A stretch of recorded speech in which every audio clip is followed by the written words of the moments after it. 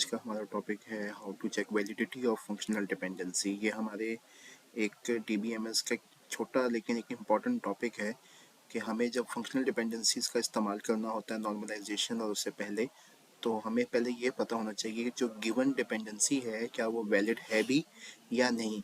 ये एक बहुत ही आसान एक छोटा सा पॉइंट है। इसके लिए एक एग्जांपल देखते हैं। यहाँ पर हमारे पास एक एग्जांपल है जिसमें अगर आप देख सकें तो हमारे पास कुछ कॉलम्स बने हुए हैं। कॉलम ए है, कॉलम बी है, कॉलम सी है, जिनको हम नॉर्मली डेटाबेस में अपने टेबल के फील्ड्स कहते हैं।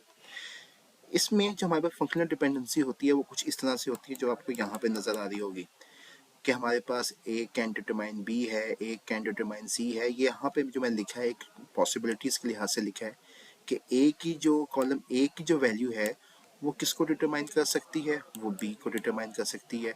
तो ये वाली डिपेंडेंसी हमारे पास आ गई। उसके बाद मैं क्या कहता हूँ कि जो ए कैन डिटरमाइन सी, तो मेरे पास वहाँ पे ये वाली डिपेंडेंसी आ गई। इसी तरह बी टू ए है, बी टू सी है, सी टू ए है, सी टू बी है। और कुछ यहाँ पे कंपोजिट भी बनाई हुई है कि अगर मैं यहाँ पे दो कॉलम्स को कंबाइन करूँ लाइक ए एंड बी, क्या ए और बी मिलके सी को डिटरमाइन कर सकते हैं? तो वो फिर ये वाली डिपेंडेंसी बन जाएगी। तो हम इस तरह से कंपोजिट डिपेंडेंसीज का भी यहाँ पे फाइंड आउट कर सकते हैं। अब ये होता क्या है, इसको हमने पहले डिस्कस किया हुआ है कि if x can determine the value of y, जो कि नॉर्मली हम अपनी डिपेंडेंसी के अंदर लिखते हैं। तो x का मतलब क्या है, x और y हमारे टेबल के कोई दो कॉलम होंगे। x और y हमारे पास क्या होंगे, किसी टेबल के दो कॉलम होंगे। यहाँ पर कोई वैल्यू है, यहाँ पर कोई वैल्यू है, तो मैं जब भी सिस्टम में अपनी वैल्यू एंटर करूँ 1, सिस्टम में एक वैल्यू एंटर करूँ 1, तो उसके अगेंस्ट मेरे पास एक आंसर आना चाहिए। वो क्या है, y की वैल्यू। तो हम कह रहे हैं x मीन्स x की value can determine y, y means y की वैल्यू। तो ये होती है फंक्शनल डिपेंडेंसी के y डिपेंड कर रहा है x के ऊपर। मतलब y डिपेंड कर रहा है x के ऊपर। मुझे अगर y की वैल्यू देखनी है, मुझे y की वैल्यू रिट्रीव करनी है, तो मुझे सिस्टम में x की वैल्यू इनपुट करनी होगी। तो ये होती है हमारे पास फंक्शनल डिपेंडेंसी। अब ये वैलिड है या नहीं। तो जब भी हम कोई डिपेंडेंसी लिखते हैं, suppose A can determine the value of B, तो एक इसकी लेफ्ट हैंड साइड होती है और एक इसकी राइट हैंड साइड होगी। तो लेफ्ट हैंड साइड मेरे पास कॉलम कौन सा है और उसकी वैल्यूज क्या है। पहली चीज जो मुझे नोट करनी है वो ये है कि मेरे पास लेफ्ट हैंड साइड पे जो कॉलम कोई एट्रीब्यूट मेंशन किया गया है, क्या उसके कॉलम में रिपीटेशंस हैं या उसके कॉलम में रिपीटेशंस नहीं है। अगर उसके लेफ्ट हैंड साइड पे इस्तेमाल किए गए कॉलम में रिपीटेशंस हैं, तो इस बात का मतलब क्या है, अगर मैं यही ए कैन डिटरमाइन बी वाली एग्जांपल की बात करूं, तो ए की वैल्यू, कॉलम ए की वैल्यू में अगर रिपीटेशंस हैं, ये देखें इसकी वैल्यूज क्या है, सेम, तो उसके अगेंस्ट जो बी की वैल्यू है वो भी क्या होनी चाहिए, सेम होनी चाहिए। लेकिन अगर कॉलम ए की वैल्यू एंटर करने से मुझे दो डिफरेंट वैल्यूज बी की मिल रही हैं, तो वो वाली एफ डी फंक्शनल डिपेंडेंसी हमारे पास इनवैलिड होगी। तो मीन्स अगर मैं इसकी बात कर रहा हूँ ए कैन डिटरमाइन बी की, तो यहाँ पे देखें ए पे मुझे 1 मिल रहा है। दूसरी जब दफ़ा जब ए डुप्लीकेट होकर मेरे पास न्यू रिकॉर्ड के तौर पे आ रहा है, तो यहाँ पे मुझे क्या मिल रहा है, 2। एक तरफ 1 है, एक तरफ 2 है, तो इसका मतलब सेम वैल्यू ऑफ ए के लिए बी की डिफरेंट वैल्यूज आ रही हैं। तो ये डिपेंडेंसी मेरे पास क्या होगी, इनवैलिड होगी। दूसरी डिपेंडेंसी देख लेते हैं, इसको क्लियर कर लेते हैं ज़रा। यहाँ पे दूसरी डिपेंडेंसी है ए टू सी, ठीक है। क्या ए की वैल्यू सी को डिटरमाइन कर सकती है? तो देखें ए की वैल्यू पे क्या है, ए, और उधर से सी के ऊपर मुझे क्या रिटर्न मिल रहा है, सी मिल रहा है। तो ये तो हो गया ओके। लेकिन क्या देखें लेफ्ट हैंड साइड कॉलम क्या है, ए। तो लेफ्ट हैंड साइड अगर मेरे पास ए है तो उसकी कोई वैल्यू रिपीट हो रही है, डुप्लीकेट हो रही है, यस। इसके ऊपर भी कॉलम सी की जो वैल्यू है वो सेम होनी चाहिए। अगर वो सेम है तो ये मेरे पास एफ डी क्या होगी, वैलिड होगी। तो यहाँ पे देखें क्या है, अगर यहाँ वैल्यू रिपीट हुई है तो यहाँ पे भी वैल्यू क्या हो रही है, रिपीट हो रही है।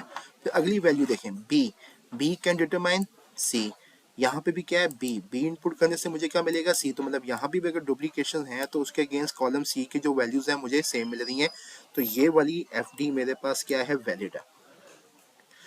फिर बी कैन डिटरमाइन ए, अब ये है बी टू ए इस डायरेक्शन में। अब देखें यहाँ पे लेफ्ट हैंड साइड एट्रीब्यूट क्या है बी, और बी कॉलम के अंदर ये रहा बी कॉलम, इसके अंदर कहीं पे वैल्यूज डुप्लीकेट हो रही। अगर इसमें वैल्यू डुप्लीकेट नहीं हो रही तो हम आंखें बंद करके कह सकते हैं यस बी कैन डिटरमाइन ए। क्यों? हमारे पास वैलिडिटी, जब इनवैलिडिटी की जब हम बात करते हैं वो कब होता है, इनवैलिड कब होगा, जब किसी कॉलम में क्या हो रहा हो रिपीटेशन हो रही हो, जब किसी कॉलम में मेरे पास क्या हो रहा हो वैल्यू रिपीट हो रही हो, जब किसी कॉलम की वैल्यू क्या हो रही हो रिपीट। ए एंटर करने से सी मिला, ए एंटर करने से अगेन सी मिला, ओके। यहाँ पे क्या ए एंटर करने से 1 मिला, वैल्यू रिपीट हो रही है, ए एंटर करने से 2 मिला। तो एक्चुअली में एक ही वैल्यू के ऊपर मुझे दो आंसर्स मिल रहे थे, तो इस वजह से हमने इसको क्या कह दिया था इनवैलिड। जबकि इसके अंदर लेफ्ट हैंड साइड के अंदर इस कॉलम के अंदर तो रिपीटेशन है ही नहीं, इसके अंदर तो मेरे पास रिपीटेशंस ही नहीं है। जब उसके अंदर मेरे पास रिपीटेशंस नहीं है तो मैंने क्या कहा है, हम तो इसको वैलिड कह देंगे, चाहे वो ए के ऊपर हो या सी के ऊपर हो। मतलब बी डिटरमाइन ए हो या बी डिटरमाइन सी हो, लेफ्ट हैंड साइड पे क्या है, लेफ्ट हैंड साइड पे बी है जिसमें रिपीटेशंस नहीं है। नेक्स्ट देखते हैं, नेक्स्ट में हमारे पास क्या है C can determine the value of A. अब यहाँ पे देखें सी कॉलम के ऊपर रिपीटेशंस है सी सी सी सी सी, तो इसके ऊपर हमारे पास दूसरी साइड पे जो वैल्यू है वो हमेशा क्या होनी चाहिए सेम होनी चाहिए। तो सी के ऊपर एंटर करने से मुझे क्या मिलेगा, फर्स्ट टाइम सी एंटर करूँ तो ए मिल रहा है, फिर सी एंटर करूँ ए मिल रहा है, ओके फाइन। सी एंटर किया बी मिला, तो गलत हो गया था कि जब भी मैं सी एंटर कर रहा हूँ मुझे ए भी मिल रहा है मुझे बी भी मिल रहा है, तो ये तो दो वैल्यूज हो गई, तो ये मेरे पास क्या हो जाएगी इनवैलिड। सेम विद दिस, अगर मैं यहाँ पे बी कॉलम की वैल्यू देखूं सी कैन डिटरमाइन बी, तो यहाँ पे भी सी पर 1 है सी पर 2 है, डिफरेंट वैल्यूज हो गई। तो left hand side value same होने से राइट हैंड साइड वैल्यूज क्या हो जाए डिफरेंट आना शुरू हो जाए, तो वो भी मेरे पास क्या होगा इनवैलिड एफडी होगी। नेक्स्ट देखते हैं इसमें, अब नेक्स्ट हमारे पास है कंपोजिट। कंपोजिट का मतलब क्या है, अब यहाँ पे दो हैं ए बी मिलकर, ए और बी कॉलम मिलकर क्या करें सी कॉलम को डिटरमाइन करें। तो हमें देखना है कॉम्बिनेशन ये वाला ए बी, ए वन लिखने से मुझे क्या मिल रहा है सी, उसके बाद क्या ये कंप्लीट कॉम्बिनेशन नीचे कहीं पर रिपीट हो रहा है, मतलब जिसके लेफ्ट साइड पे ए हो और इसके आगे हमारे पास 1 हो, नहीं। अगर यहाँ पे नीचे ए है तो यहाँ पे दूसरी वैल्यू क्या है बी की 2, मतलब वो कॉम्बिनेशन तो रिपीट नहीं हुआ। इसके ऊपर मुझे क्या मिला सी, तो इसके बाद नीचे देखें यहाँ पर क्या है बी और इसके नीचे क्या है 3, ये कॉम्बिनेशन रिपीट हो रहा है नहीं। तो क्या ये डिपेंडेंसी हमारे पास वैलिड होगी, तो अगर हम कहें अपने वो जो पॉइंट मैंने आपको बताया था कि लेफ्ट हैंड साइड पे अगर रिपीटेशंस नहीं है तो हम कह सकते हैं कि यस हमारे पास क्या हो रहा है ये डिपेंडेंसी क्या है वैलिड है। फिर दूसरी जो हमारे पास डिपेंडेंसी इसके अंदर आ रही है वो हमारे पास कौन सी है, B and C can determine the value of A. ये रहे बी और सी, क्या ये मिलकर हमारे पास ए को डिटरमाइन कर सकते हैं। अब इधर देखें, अगर आप इनमें देखें बी कॉलम की सारी वैल्यूज डिफरेंट है, तो नीचे combination 1C 2C 3C 4C, तो लेफ्ट हैंड साइड अगेन मेरे पास क्या है डिफरेंट कॉम्बिनेशंस है डिफरेंट वैल्यूज पेयर्स हैं, तो ये हमारे पास वैलिडिटी क्या होगी वैलिड होगी।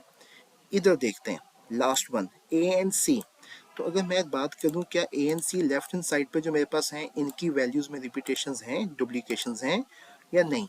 अब यहाँ पे हम बात कर रहे हैं ए एंड सी, तो कॉलम ए यहाँ पे क्या है ए, यहाँ पे क्या है सी, इन दोनों ने मिलके किसको डिटरमाइन करना वैल्यू ऑफ बी को।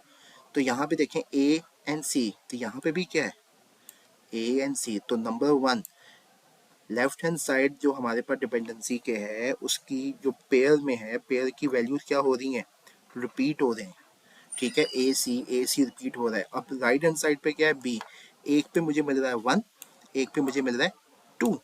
इसका मतलब अगर मेरे पास same value of A and C enter किया जाए तो 1 भी मिल रहा है, ए और सी की वैल्यू एंटर की जाए तो मुझे 2 भी मिल रहा है। वो ए की वैल्यू क्या है, ए, और यहाँ पे सी की वैल्यू क्या थी, सी ही है हमारे पास। इसी तरह अगर मैं यहाँ पे भी बात करूँ तो मेरे पास बी और सी पर भी मुझे क्या मिल रहा है, 3 भी मिल रहा है, और बी और सी पे मुझे 4 भी मिल रहा है। तो ये मेरे पास फंक्शनल डिपेंडेंसी क्या होगी, इनवैलिड होगी। तो ये तरीका होता है फंक्शनल डिपेंडेंसी को चेक करने का, और बहुत आसान सा तरीका है। आई होप आपको समझ में आया होगा। Thank you.